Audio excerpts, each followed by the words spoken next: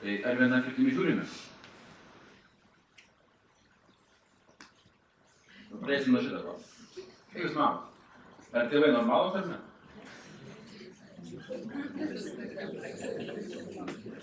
Nu tai, taip. Labiau normalūs, taip? O kaip jūs manot? O mokytojai normalūs ar ne?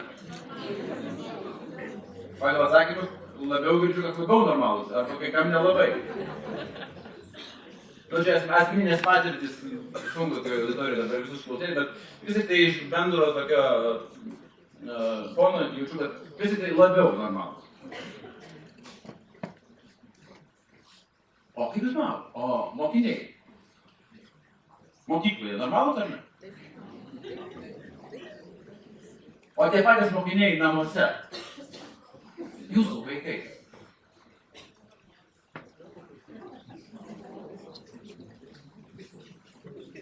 Tai, jeigu jūs dabar visi būtumėt chorų pradėję sakyti, kad nenormalūs, jūs būtumėt sugriovę man pamoką. Nes aš pasiruošiu šitą skaitį. Nu, reikėtų suptis turbūt vietai kažkaip, ne? Įsivaizduojat, kai būna mokytojas, ruošiasi visai pamokai. Ir jūsų zetistas ima ir užduoda tokį klausimą, kurį mokytojas nežino atsakymą. Sunku tada, ne? Ne visiems pavyksta. Tai jei atskirai paėmus tiek mokytojai, tiek mokiniai, tiek ir mokinių tėvai yra normalūs, tai kurgi bėda, kad šios mokyklos bendruomenės šalys ne visada geba tarpusavy susitarti. Kaip jūs manot, kur čia yra vietos? Ministerijai. Kaip sakot? Švietimo ministerijai. Aš kitaip galėčiau sakyti, aplinka tauta. Ar ne? Yra toks variantas. Aš galbūt taip pabandyčiau nupiešti, nežinau, ar visi matote, nupiešiau trikampį. Šalis mokyklos. Mokinius, mokytojus ir tiek. Ar ne, dalyvauju 3 šalys mokykloje. Bet realus vaizdas, kurį dabar nupiešiau, man primena barikadas. Ir jeigu tu esi šiapus barikadų pusėje, tai natūralu, kad kitoj barikadų pusėje yra tas, kurį reikia minimum bent jau neutralizuoti, jeigu nesunaikinti. Ir mes tokia atmosfera gyvename ir natūralu, kad jeigu mes matome priešą, tai vieni išvelgti draugą, ne kiekvienas gebame. Ir to verta judėti. Ir jeigu mes iš principo pakeisime požiūrį į viską, pasaulis pasikeis. Mes šitai linkę labiau keisti kitus, o kam tai? Jau pradėt gilėti, kitų nepakeisi, keiskis pats. Pasiklausom ir pradedam tą puslį iš šono. Labai gerai, jeigu iš šono, o jeigu išmetat. Tai jeigu mes pradėtume judėti link tokios mokyklos, nupiešiau ratelį. Tai būtų kitaip. Vėl, mes dabar neturime tokios erdvės ir negalime šiuo metu sėdėti rateliais. Sėdėme rateliais, jūs vienu metu matytumėte jūsų kiekvieno esančio ratelį akis. Šiandieną jūs dabar sėdėme taip auditorijoje, akių matyti negalite. Aš tikrai jūsų akis matyti jūs man, o šalia esančių dėja ne. Ir didelė bėda, kad labai daugelis ugdymo procesų vis tai vyksta taip, kaip šiandieną ir vyksta šitoje pamokoje. Tai atsiprašau, kad negaliu jūs priimti ratelės. Kitą kartą, kai susitiksime jūsų mokyklos bendruomenėje, užsiėmimus veiksime kitokius. Paprastai nemėgstu paskaitų, bet mane labiau yra diskusijos. Šiandieną vis tik tai bandau tokį bendriuką turėti. Man gaunasi, jūs puikus pašnekovai, ačiū jums. Tai kaip man, kokie yra mokytojų lūkesčiai? Mokyklai. Paruošti mokinį egzaminams. Taip. Kas dar? Išdėstyti kursą. Programą. Pritraukti mokinių krepšelį. Pritraukti mokinių krepšelį. Praleisti gerai laiką su mokiniais. Įsivaizduoju, toksai platus spektras lūkesčių, ne? Tai kiekvienas mokytojas gali ateiti ir su visu šitu krepšeliu, ir su kiekvienu noru. Ne?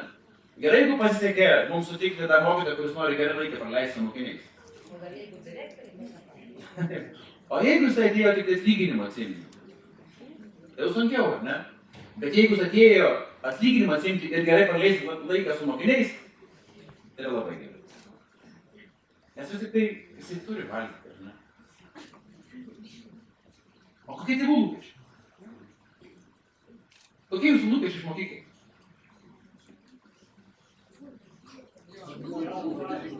Vunderkindas, kad po 12 metų išeitų, kad mokytų mokytis, taip, mokėtų. Vertybės tikrasis. Kaip? Vertybės, kad įskiepytų. Kad mokykla padėtų įskiepyti vertybės. Tikrasias, moralinės vertybės. Nes mafija taip pat turi vertybės, o mafija vertybė yra nepagautam būti, ar ne? Kiekvienas pasaulis turi vertybės nemoka. Tai čia irgi reikia suderinti, kokias vertybės turi. Taip, dar kokie lūžiai? Kad vaikas galėtų mokykloje savimi jaustis. Ir tada daugtiškai. Man svarbiausia, kad jūs tą klausimą atsakytumėte, ne tiek, kad čia, visiems atsakytumėte. Bet kad man padėtų labai aišku. Ir ačiū.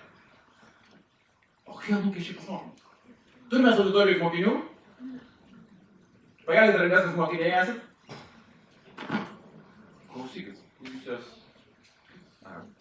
Taip, čia nebuvo pasakyta, kurioje mokykloje. Tai tada, kaip jūs galvojate, kokie mokinių lūkesčiai? Praleisti gerai laiką. Tokį dar? Kad neužduotų namų darbų. Kad būtų įdomu. Ir jūs pastebite iš tų atsakymų, ar ne? Ir reikia man čia paaišusi kovos laukas. Nes jeigu mes susirenkame į vieną bendruomenę vienoje vietoje, o mūsų lūkesčiai skirtingi, ir mes dar net nebandome įsiklausyti jo lūkesčių, tai ką man palieka? Tai kovoti su juo. Ir jeigu mes stipresni fiziškai, tai pradinių klasių fronte laimėjome mes. Taip. O paskui kažkaip tai atrodo, kad jie darosi vis nenormalesni. Su amžiumi turbūt. Tai įsivaizduojate, jeigu jūs tai įkalate savo vaikam, ar ne, kad su amžiumi darai nenormalesni, tai kaip jūs būtų.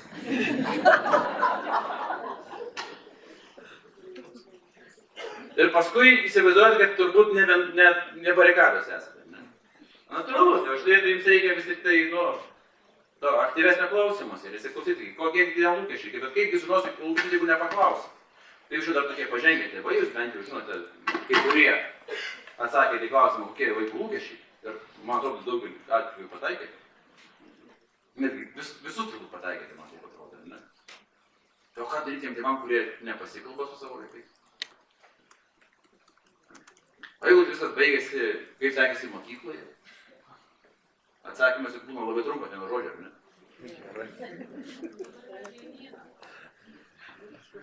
Čia prieisim prie šitą klausimą, bet dabar dar norėčiau pirmiausiai paklausti, kam teko gyvenime kada nors plaukti dviese valtyje? Pakelkite rankas. Kokie jūs čia. Na gerai, ar dar teko jums plaukti dviese valtyje su skirtingais irklais? Mažiau, patirties tokios turit.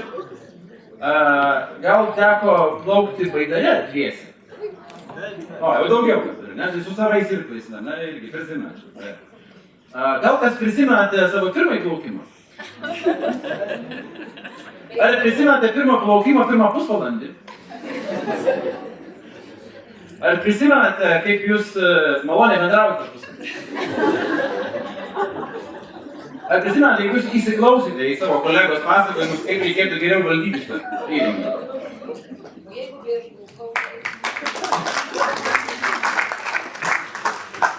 Aš įsivaizduoju, kad netgi įvairiai plaukiant, turbūt ir be irklų, ir su irklais, ir po vandeniu, visur buvo turbūt pirmas įspūdis, ne, jis iki išdildomas.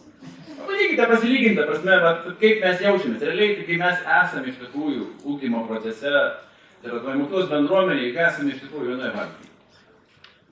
Čia yra mokytojų, prisipažinsite, kurie esate mokytojai. Wow, ačiū labai. Mes jūsų turime daug. Dar antrą tiek, turbūt pasikūpinu pakelti ranką. Ir aš įsivaizduoju, kad čia ne špionai, kurios infiltruoti buvo. O čia tie mokytojai, kurie taip pat turi vaikų. Savo.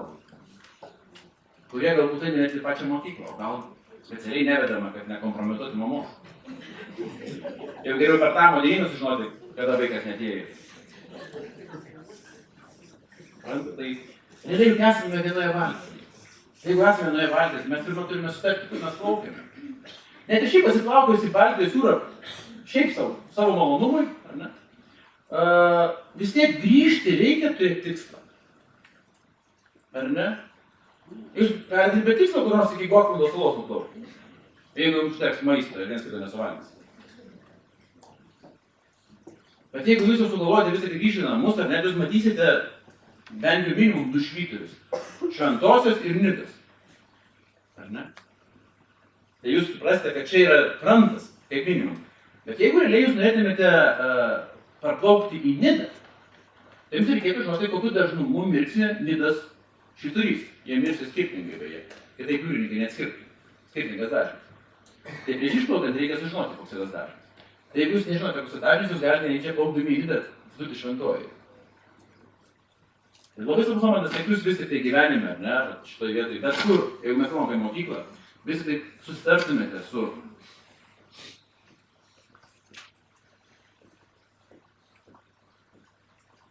visais, kur jūs norite plaukti. Jeigu jūs turėsite tikslą, tada jūs jį pasieksite. Jeigu jūs jo neturėsite, visi aplinkui bus kalti, kad jūs negrįžote. Tai įsikapsykite iš tų barikadų. Vieninteliu būdu, sėskite į ratą ir kalbėkitės ir ryninkitės, nes svarbus momentas yra, kiekvienas jūs esate skirtingi. Įsivaizduokite, čia yra vieno nuomonė, čia yra antro nuomonė, čia yra trečio nuomonė, čia yra ketvirto nuomonė, čia yra penkto žmogaus nuomonė. Svarbus momentas yra priimti to, koks jis yra ir pasistengti, paieškoti tai, kur susikia. Čia yra jūsų bendrystė. Kalbėkite apie tai. Ir jums ne tiek svarbu yra kalbėti, kas jūs skiria. Jums svarbiausia kalbėti yra, kas jūs vienyje. Kas yra bendra. Ir bendra yra labai daug. Bet jie, kažkodėl tai mums neužtenka kantrybės kalbėti apie tai, mums labiau norisi kalbėti, kas mus skiria. Nes kažkodėl užsiprogramavę pakeisti kitus. Ir tai labai gerai jaučiasi šeimoje. Ar ne? Jeigu jūs turite įprotį, taip tad kas palikti. O jūs antrą pusę sakote, neteisingai tad kas palikti. Tai antrą pusę nori savo tvarkai įvesti ir sakyti, kad takas laiko mus taip. Ir po kiek laiko nustoja bambėti, pati tapkės numis. Ir štai, jeigu pavyksta tai priversti jūsų sutuoktinį tapti jumis, įsivaizduojant, kokį nors šeštadienio rytą jūs gulite, aš galbūt dabar įsivaizduokite, kaip moteris, neguli šeštadienio rytą, ir galvoja, kaip būtų smagu išgerti kavos puodelį lovai. Ir įsivaizduokite, jeigu jums pasisekė padaryti į tokį patį. Jisai guli šalia, galvoja, kaip būtų smagu išgerti kavos puodelį. Tai kas jums sėkmė? Čia vizualizacijai. Žiūrėkit, čia dabar labai svarbus.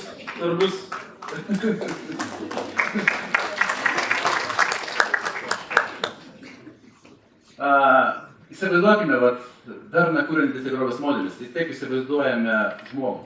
Jį sudaro 4 intelektai. Kad būtų truputėlį aiškiau, apie ką mes šnekame, pamėginam susiderinti apie tą patį šnekam. Kaip jūs galėtumėte įvardinti, kas yra fizinis intelektas? Sveikas kūnas. Protinis. Sveikas protas. Taip, gebėjimas mąstyti, neloginis mąstymas, žinių apdorojimas. Socialinis emocinis. Santykiai.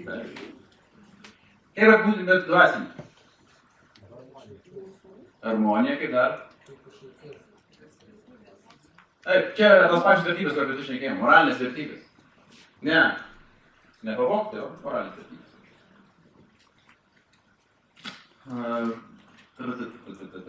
Gerai, ten sugrįžtum prie šitą reikalą, bet kad galėtum dar pasitreniruoti. Kaip Jūs manote, kiek procentų mokykloje ugdoma fizinį intelektą? 10?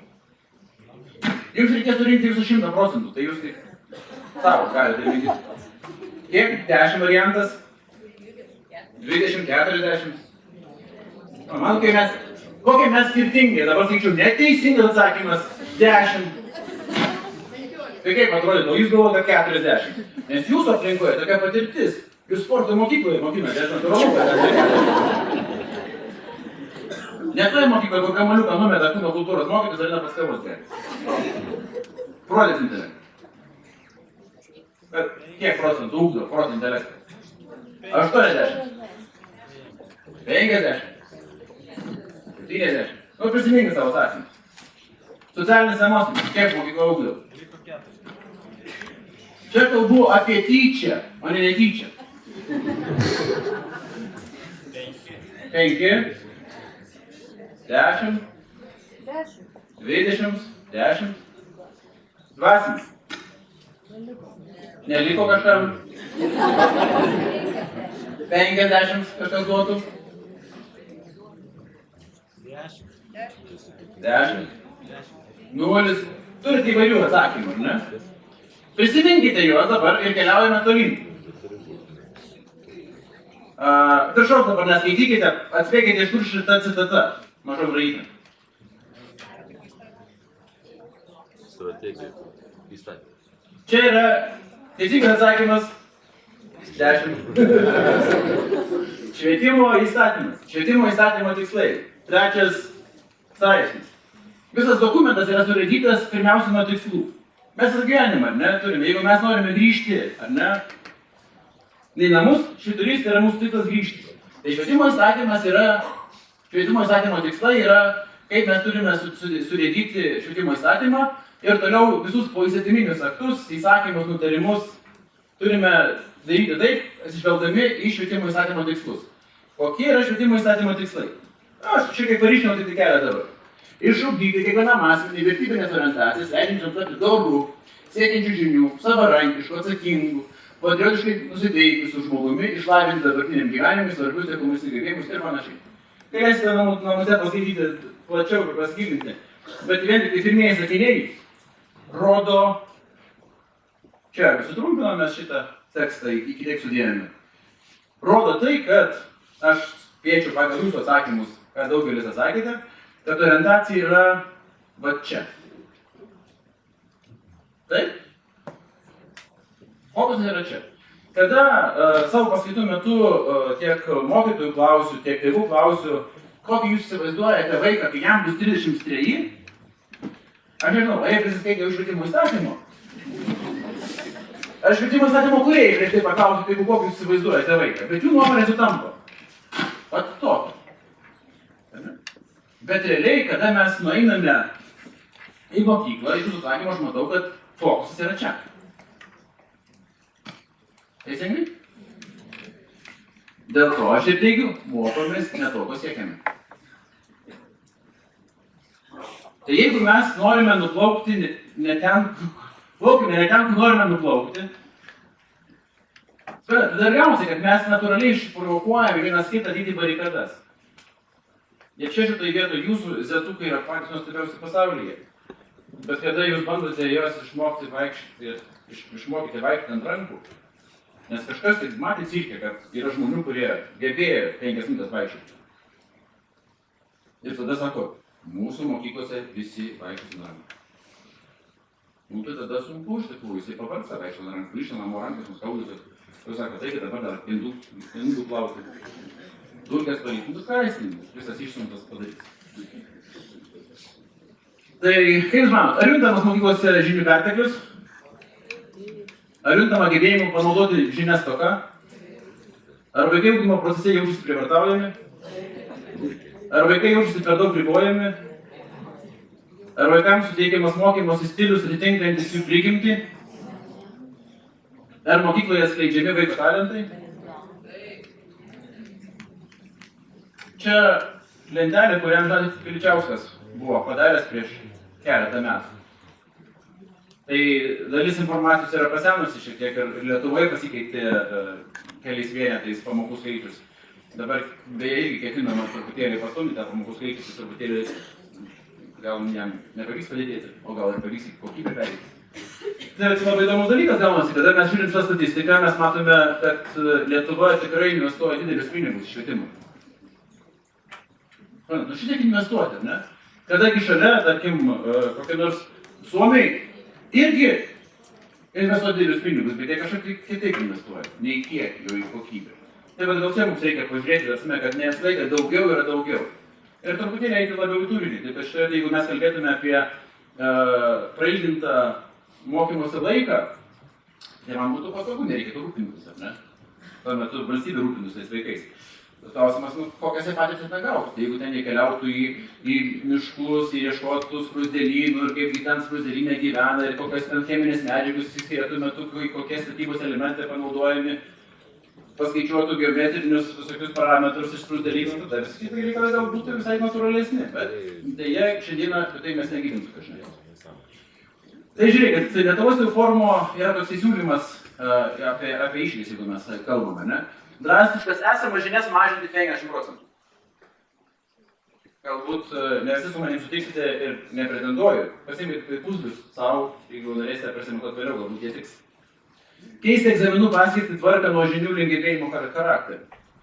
Žinias įgauti versti įgūdžius per patirtinius ir grupinius metodus. Ne taip, kaip mes dabar sėdime, o būtent grupės mes dirbtume. Suteikti dėmesį į emocinį intelekto mokymą. Vat iš to stengsim sutaupyta, 25% skirti tam.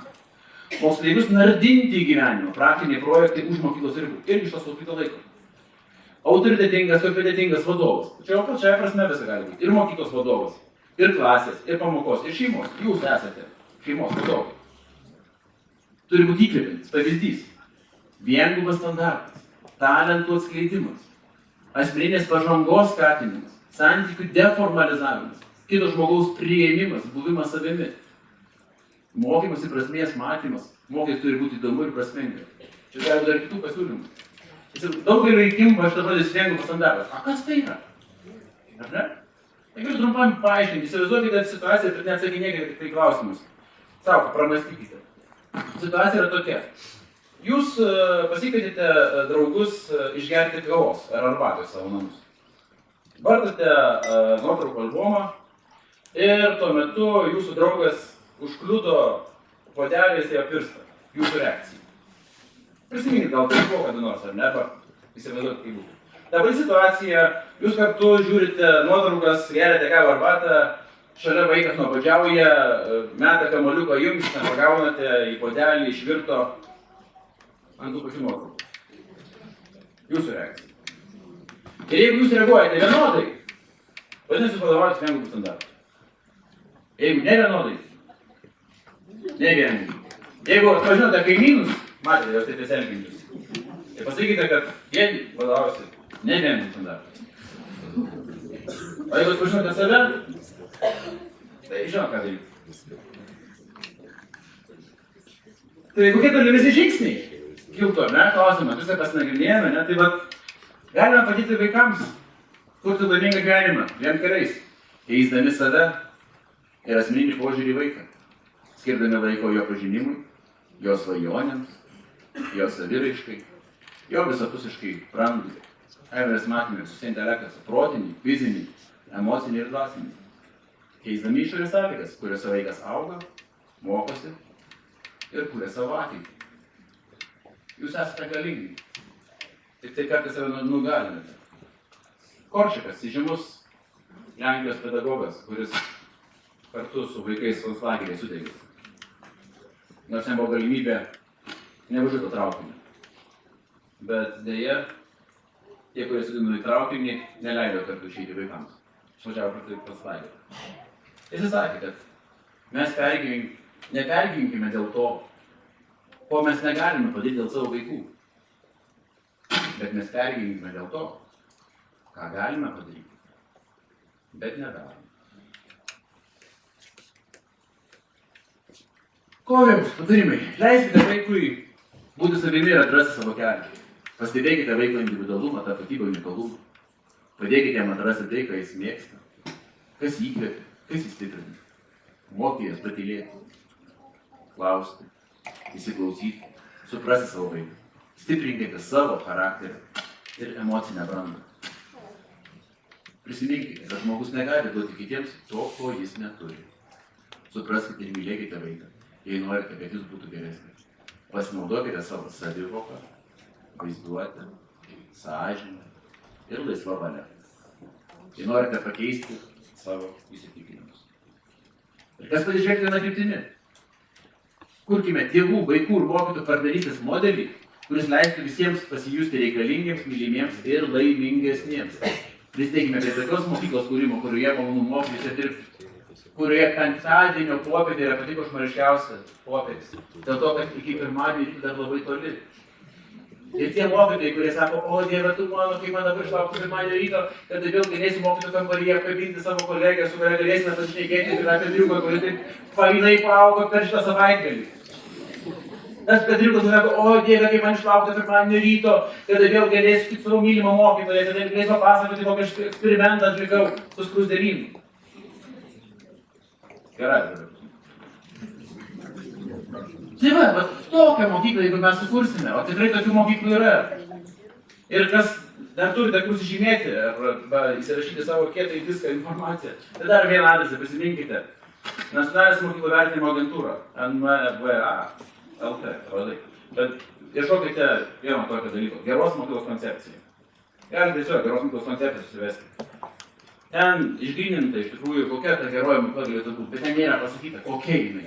Ten yra gairės, kokia jinai galėtų būti, kaip link tos judėti. Ir pagrindinis momentas, kas yra ten kuriamasi, ten yra svarstybių principas. Įsivaizduokit, čia yra žinios, o čia yra patirtis, gyvenimas. Ir jeigu mes sureikšminame iš principo akademinės žinias, tai mes visiškai gyvenimą, patirtis ir emocijas numenkiname, nustumėme ir jokio dvasingumo nebelieka. Ir atvirkščiai, jeigu mes vien tik išaukštiname, ir čia yra čiunga-čianga gyvenimas, tai tada nieko mes neišmoksime, nepatirsime, nesukaupsime.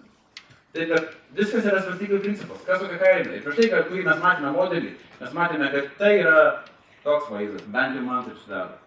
Kad mes sureikšminame žinias ir visiškai nurašome gyvenimą mokykloje.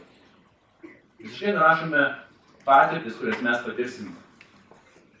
Žinoma, mes turėtume mokinti vaiką gyvenimą ruošti, bet šitos pusės net nereikia ruošti, jisai jau gyvena.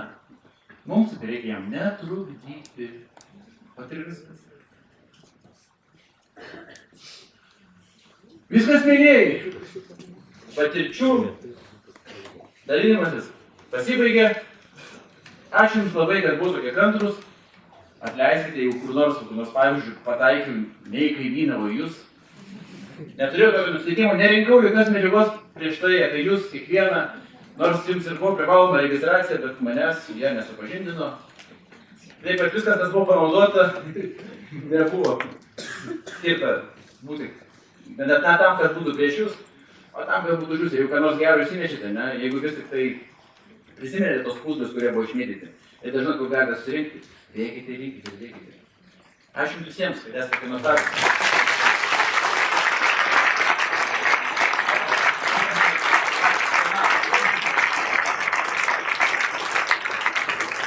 Dėkojame Audriui Murauskui už įdomų ir įkvepiantį pokyčiams pranešimą.